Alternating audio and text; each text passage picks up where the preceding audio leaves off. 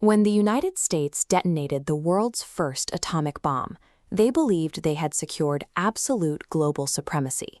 The American government acted as if they were untouchable.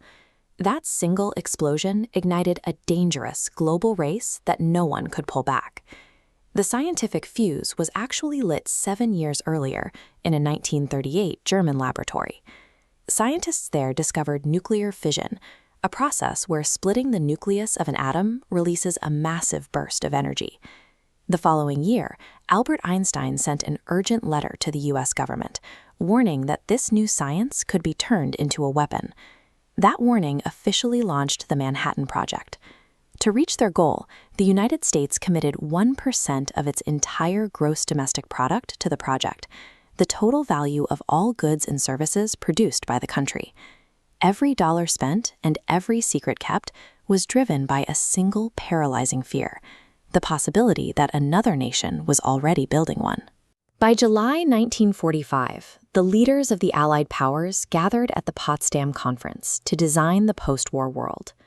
During these meetings, President Harry Truman received a coded message confirming the Trinity test was a success. Truman deliberately approached Joseph Stalin, casually mentioning that America now possessed a weapon of unusual destructive force. He intended to use the news to intimidate the Soviet leader. Stalin merely nodded. He didn't look surprised because Soviet spies were already deeply embedded inside the Manhattan Project. The Soviets had actually caught on 4 years earlier, back in 1941. They noticed a sudden disappearance of American and British nuclear physics papers from academic journals, signaling the research had gone underground. The American monopoly was compromised before the Trinity test ever occurred. Witnessing the total devastation of Hiroshima and Nagasaki forced the Soviet Union to put their own nuclear ambitions into overdrive. Their intelligence network funneled technical data and blueprints directly out of the heavily guarded American facilities, but the Soviets faced a serious internal hurdle: deep paranoia. They were terrified that American double agents were feeding them intentionally flawed equations to sabotage the project.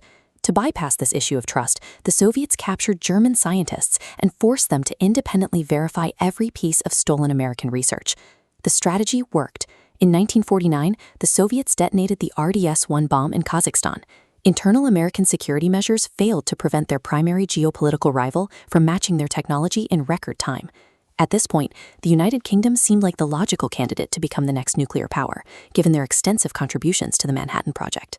They even had the Quebec Agreement, a formal pact requiring the United States and the UK to openly share all nuclear technology with each other. Then, in 1946, the United States ended the partnership.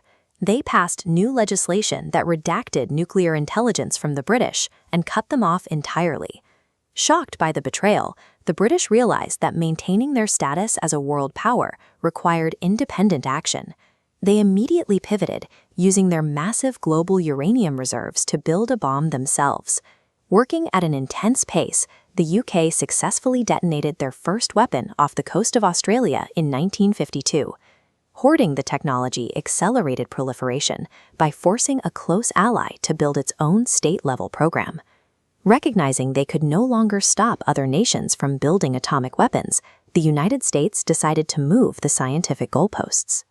To regain absolute supremacy, American scientists began developing thermonuclear weapons, commonly known as hydrogen bombs. The original World War II bombs were devastating, but this new class of weapon was hundreds of times more powerful. Instead of splitting heavy atoms apart, these new weapons generated their explosive force by violently fusing light atomic nuclei together.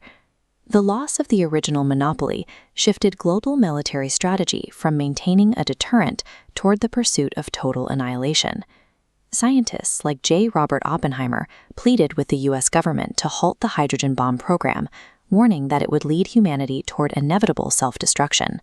President Truman dismissed these ethical concerns, prioritizing what he saw as a strict geopolitical necessity over the risks. In 1952, the military executed the Ivy Mike test, successfully detonating the world's first thermonuclear device. This second attempt at an exclusive technology collapsed even faster than the first. The Soviets tested their own hydrogen bomb in 1955, and the British closely followed in 1957. The pursuit of exclusive power left humanity in a state of permanent, mutually assured hostage.